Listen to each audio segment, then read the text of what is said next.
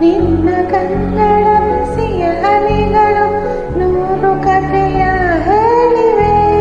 ನಿನ್ನ ಪ್ರೇಮದ ನುಡಿಯ ಕೇಳಿ ನೂರು ನೆನಪು ಮೂಡಿದೆ.